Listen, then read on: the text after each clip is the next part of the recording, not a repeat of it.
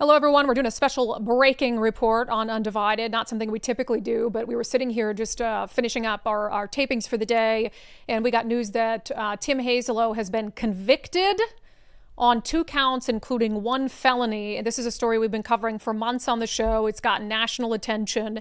Tim Hazelo was a Republican ballot observer in Island County, Washington, a county in Washington where he used to be the chair of the Republican Party. So he's a well-known Republican in the county, a well-known supporter of President Donald Trump. He was, during the days leading up to the November election in 2024, he was scheduled to be a ballot observer. Republicans and Democrats get to have individuals who are in there watching the ballot counting, just sort of a transparency thing.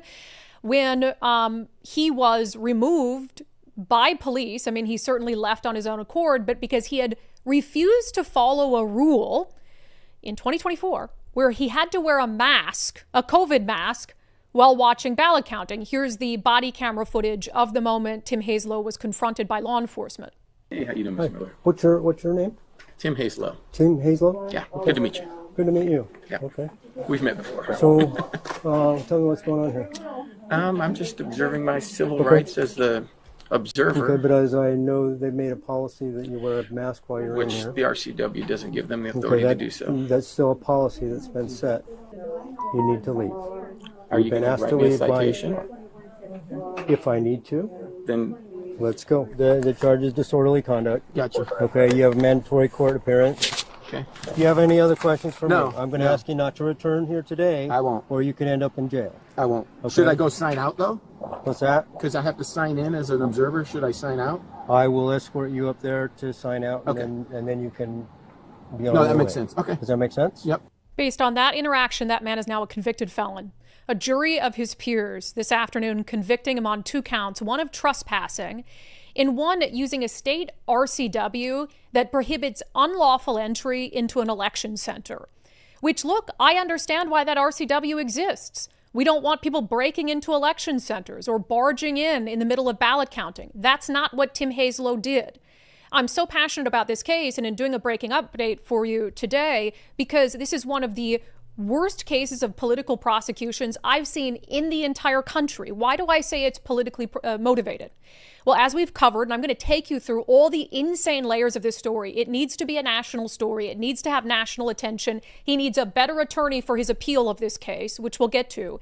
But the reason I think for everyone who's become interested in this story that the felony charge seems so egregious is it started as him being cited for disorderly conduct, which seemed insane. It was at least a misdemeanor, but it was insane. Like, nothing on that video looks like disorderly conduct. There's, of course, the issue of why was there a mask mandate in 2024 to watch ballot counting? But then the news came out about the elected prosecutor in Island County, Washington, and this is so important. So his name is Greg Banks. And not only did he decide to threatened Tim Hazelo with a felony if he didn't just plead guilty to a misdemeanor. Tim Hazelo said, I'm not pleading guilty, that's insane. Charged him with a felony. Not only did he decide to take it to trial, the elected prosecutor decided to personally prosecute this case, something he rarely ever does. And here's his background. Here's why it's so concerning. As we unveiled exclusively on this show, Greg Banks, the elected prosecutor, has a long history of anti-Trump animus and also wishing death on people who don't wear masks. Greg Banks has a history of comparing Trump supporters to Nazis, calling them racist bullies with a second-grade intellect, saying we need to cleanse the planet of their diseased thinking, wishing death on people who don't wear masks. This is the guy, the elected prosecutor, who decided to charge an election observer with a felony crime, a Republican election observer, with a felony crime for refusing to wear a COVID mask while watching ballots being counted. There's no way in hell this guy should have been allowed to try the case. He should have had to recuse himself. Months ago, we asked him why he wasn't recusing himself, given his disdain for Republicans, given his disdain for people who won't wear a mask. He called his old social media posts jokes, said he could absolutely separate his personal feelings about Trump supporters from this case. He clearly could not. There were other issues with this case. I mean, there are really a bunch of elements that I think of interest here. One, the fact that there was a mask mandate in 2024 for election observers is insane. But it was in place, right? And then you've got the fact that you have other people in the ballot counting area who also weren't wearing masks, but who weren't ultimately charged with felony crimes. We have the video evidence of this. The body cameras of the police officers. They're not wearing masks. I've got one of them holding a mask. Now, I don't think they should have to wear masks, but they are going in, and shame on them, frankly. I know they have to do their jobs, but for the love of God. They're going in to confront a guy for not wearing a mask while also not wearing masks. So how serious can the mask mandate be? And then, of course, there's the now infamous footage the day after Tim Hazelo was removed from this ballot counting center of the old man. Can you put that back up, Nicole? Of the old man sitting there actually counting ballots with no mask on. And we asked the auditor's office at the time, why isn't he wearing a mask? And why is he allowed to be in there when Tim Hazelo was removed by law enforcement? And the answer we were given was he was drinking a beverage. This is just momentary. Do you see any beverage in sight? No, I see a ballot in his hand that he's counting. I don't even see a mask around his chin. Maybe one there in his left hand, but he doesn't have it on.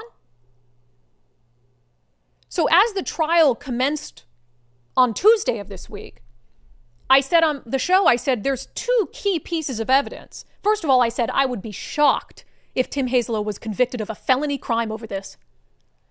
Malicious political prosecution at its worst. But then I said there's two key pieces of evidence that as soon as the jury hears them, they're going to acquit him. The fact that the prosecutor standing in the courtroom who brought the charges hates Trump supporters, has wished death on them, compares them to the KKK, and has wished death on people who don't wear masks. That's Exhibit A. And then Exhibit B, there's other people in the room who were not arrested, who were not cited, who were not charged, who were also not wearing masks. Well, the judge in this case ruled that neither of those things were admissible. So here you have a situation where there's essentially no argument left for Tim Hazelo's defense team to make. They can't argue the basis of the mask mandate. That's not kind of relevant in this setting. So was the mask requirement even lawful? They can't argue that. They can't bring up the fact that the prosecutor in the courtroom has a severe political bias. Can't bring up that. Can't show the jury the picture of the other man who was in the room counting ballots with no mask on, who's never been charged with a crime. So they stripped him of his ability to mount a good defense. Now, I do think central to this is the fact that the felony Tim Hazelo was charged with has the crime, the statute on the books, has nothing to do with Tim Hazelo's actions. The two don't go together. The felony statute has to do with unlawful entry of an election center. Tim Hazelo didn't enter that election center unlawfully. He signed in. He signed in to be a ballot observer. Now, he was escorted out, but he didn't unlawfully enter. So how can you charge him with unlawful entry when he signed in? That should have been enough to get the case thrown out. But instead, Tim Hazelo has now been convicted of a felony, all stemming from refusing to wear a COVID mask in 2024, long after the pandemic was done.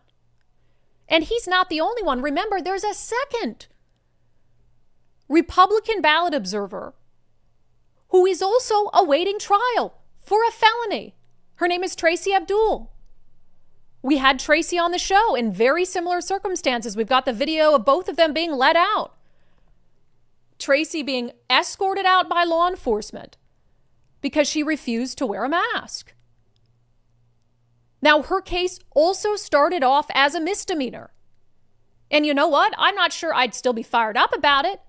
But they both knew they were in there and they were supposed to wear a mask and they chose not to, so that there would be potential consequences for it. How old is Tracy again? I can't remember. I mean, she's like This innocent older woman. So what happened is this highly politically motivated prosecutor, we got a copy of the letter. He sent both of them what I would call blackmail, what I would call a threat. Basically saying either you plead guilty and admit to these misdemeanor crimes, or I'm going to charge you with a felony. So both of them said, kick rocks, dude. So he charged them with a felony. If you're watching this from somewhere else in the country, Washington State hardly charges violent criminals with felonies. We've got people let off the hook left and right. Antifa has been down outside our federal courthouse our federal building for weeks on end, lighting fires, vandalism, assaulting people, and they haven't been arrested at all. So this is the definition of malicious prosecution, political prosecution, and it will upend Tim Hazelo's life. Tim Hazelo requires a security clearance for his job, for his career. And with a felony conviction, he's going to lose his security clearance. Not to mention, he might spend time in jail. It's insane. Now, I will say I've been talking to Tim Hazelo between court the last couple days, and I wasn't impressed with what he was saying about his defense attorney's strategy. And I know that his defense attorney was cut off at the knees by an activist judge who said, no, you can't bring up all these very relevant things. I think we need to try to find a way to help Tim Hazelo get a better defense team for an appeal. And I was told that Tracy Abdul has the same defense attorney as well. And maybe he did the best job he could. But if you can't win this case, it's not good enough. So we need to make sure that Tracy, I think they're both coming out of pocket for their own defense. Someone has to step up. If we can help in any way, try to make sure that they've got a better defense team around them, because I don't want to see either of them go to jail over this. I am just beside myself. My heart dropped into my stomach when I got the text, Tim Hazelo has just been convicted. And I think they're going to let him go home on his personal recognizance until sentencing happens. I would be shocked if they put him in handcuffs right there in the courtroom. So if you're just tuning in, a real short breaking update, because we've been talking about this trial happening all week. Opening arguments began on Tuesday and then went into the day yesterday, and it was pretty short, and the jury came back with a verdict.